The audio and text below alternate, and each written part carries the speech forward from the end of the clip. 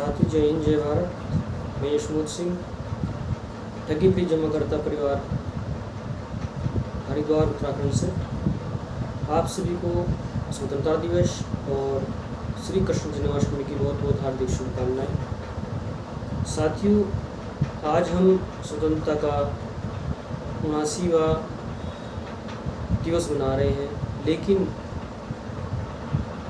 जो स्वतंत्रता के बाद आज़ादी होनी चाहिए थी, बलिदान ने जिस तरह का भारत पसंद किया था, इस देश के लिए जिन लोगों ने बलिदान दिया, उनके सपनों का भारत आज नहीं है, नहीं बन पाया है।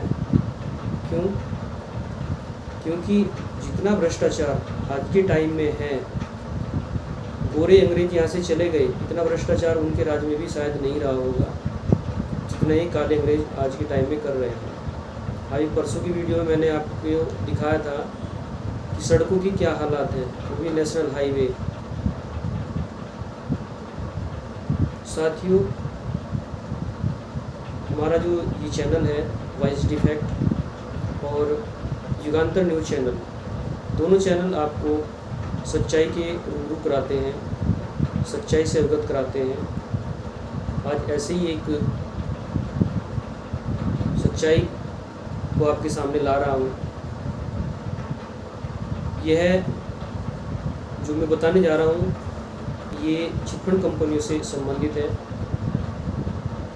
धीरे धीरे मैं आपको सभी कंपनियों के बारे में बताऊँगा। आज मैं आपको बताने जा रहा हूँ उत्तराखंड के देहरादून में, जहाँ पर हमारे माननीय मुख्यमंत्री बैठते हैं, वहीं पर पटेल नगर में एक ऑफिस खुला था यूनाइटेड एग्रो के नाम से, जिसका एमडी एडवोकेट हैदर अली, जो देहरादून में ही अपनी वकालत करता था, और साथ में उसने एक छोटी सी चिटफंड कंपनी खोली यूनाइटेड एग्रो के नाम से, जिसमें लाखों लोग ठगी के शिकार हुए। लोगों ने थानों में और न्यायालयों में अपनी गुहार लगाई, उनकी आज तक कोई सुनवाई नहीं हो पाई है। लगभग धीरे धीरे 2 साल हो चुके हैं। हमारे सच्ची सिपाही कहे जाने वाले जबकि है नहीं, सच्चाई होती तो शायद अभी तक सबका भुगतान हो गया होता। माननीय प्रधानमंत्री मोदी जी, जिनको लोग दिल से चाहते हैं, दिल से उनको वोट भी करते हैं, लेकिन वो शायद मोदी सरकार से लायक है ही नहीं, क्योंकि जितना भ्रष्टाचार मोदी सरकार में हुआ है शायद आज तक किसी की सरकार में नहीं हुआ। और इतना घमंडी मुख्यमंत्री, इतना घमंडी प्रधानमंत्री आज तक शायद नहीं हुआ, जो आम जन की आवाज़ ही ना सुने। 42 करोड़ ठगी पीड़ितों की आवाज़ नहीं सुन पा रहा है वो आदमी। न हमारा मुख्यमंत्री सुन पा रहा है, कोई भी मुख्यमंत्री नहीं सुन पा रहा है, ना प्रधानमंत्री सुन पा रहा है। तो ये घटना देहरादून की है। इसमें यूनाइटेड एग्रो वालों ने अपनी गुहार लगाई। थानों न्यायालयों से तो कुछ नहीं हुआ, लेकिन उसके बाद में वो मुख्यमंत्री के पास तक गए हैं। कुछ हमारी मातृशक्तियाँ मुख्यमंत्री के पास गई थी जनता दरबार में, थोड़ा सा लेट हुई हूँ। मुख्यमंत्री जी वहाँ उपस्थित थे।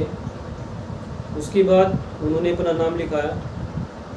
वहाँ पर उपस्थित पीए और गार्डों ने उनको बोला कि थोड़ी देर आप बैठिए, हम आपकी सूचना भिजवा देते हैं और आपको भी मिलवाएंगे।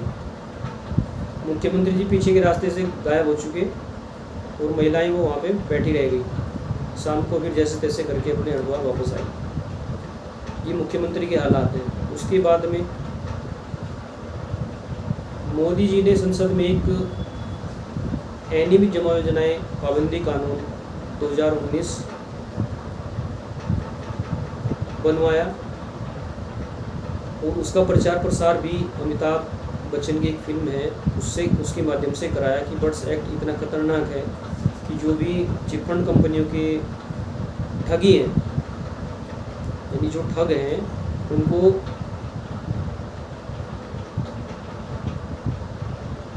यातना, जेल सब कुछ होगा, और उसकी जो संपत्ति है उसमें एक जिलाधिकारी को अधिकार होगा कि वो अपनी एक न्यायालय गठित करे जिसके माध्यम से फास्ट ट्रैक कोर्ट के माध्यम से इन लोगों का भुगतान करा दें। लेकिन इस प्रक्रिया में मोदी सरकार के मंत्री, विधायक और बिजनेसमैन ज़्यादातर फंसे हुए हैं। इस वजह से ये बार बार हमको गुमराह कर रहे हैं। वो तो बाद में बताऊंगा आप गुमराह क्यों कर रहे हैं। पहले आपको बता दूं कि मोदी सरकार ने जो बर्ड्स एक्ट बनाया 2019, वो आज तक क्रियान्वित नहीं हुआ। उसमें जैसे तैसे करके हम 3 साल से लगे हुए हैं। हमारा जो संगठन है उसको 3 साल पूरे हो जाएंगे 25 अगस्त को। तो यहाँ पे हंगामा किया देहरादून में चिटफंड कंपनी के सभी निवेशकों और एजेंटों ने। तब जाकर वहाँ से एक आदेश पारित हुआ, डीएम के नाम, एसडीएम के नाम कि सभी के आवेदन बर्ड्स एक्ट के माध्यम से जमा किए जाएँ। सभी के आवेदन जमा हुए, लगभग 2 साल हो चुके हैं। उन पर आज तक कोई कार्रवाई नहीं है, उनको साइड में रखा हुआ है। अभी दोबारा से हंगामा किया तो देहरादून में कमिश्नर साहब ने ये बात बोली कि सभी को बर्ड्स एक्ट की ट्रेनिंग दे दी गई है और जल्द ही आप लोगों का भुगतान हो पाएगा। अभी हमें भी उसमें लगभग 6 महीने हो चुके हैं। धीरे धीरे आज तक तो कोई कार्रवाई हो नहीं पाई। अभी मैं किसी पार्टी से इसकी बात नहीं कर रहा हूँ कि मोदी ही इसमें संलिप्त है। इसमें आपके वीरेंद्र जाति हमारे विधायक हैं जबड़ा विधानसभा के, उनको पत्र दिया गया, ज्ञापन दिया गया। माननीय मदन कौशिक जी को ज्ञापन दिया गया, प्रदीप बत्रा जी को ज्ञापन दिया गया, ममता राकेश को सूचना दी गई, उमेश शर्मा जी को सूचना दी गई।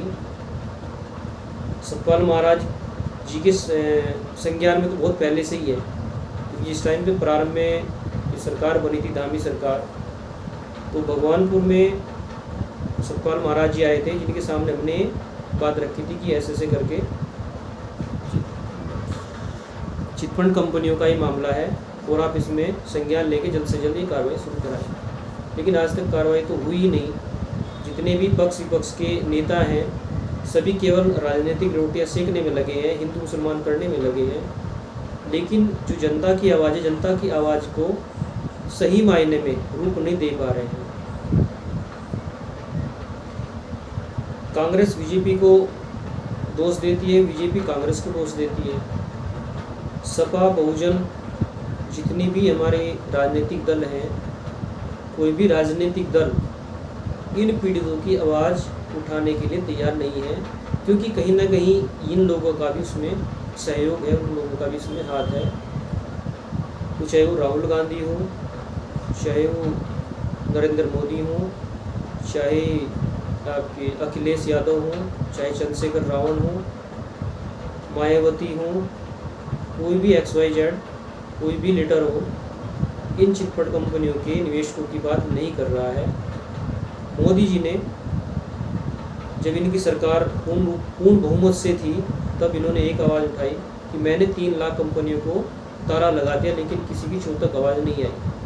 अब जनता जब चूं कर रही है, आपने 3 लाख कंपनियों को ताला लगाया, कोई बात नहीं, ताला लगाओ, कोई दिक्कत नहीं है। MDO को जेल भेजोगे, कोई दिक्कत नहीं है। सारी संपत्ति उनकी आपकी कब्जे में है, हमें कोई दिक्कत नहीं है। दिक्कत सिर्फ इस बात की है कि निवेशकों की पीड़ा आज तक आप नहीं समझ पाए, ये सबसे बड़ी दिक्कत है। जब आपके पास उनकी संपत्ति है, चल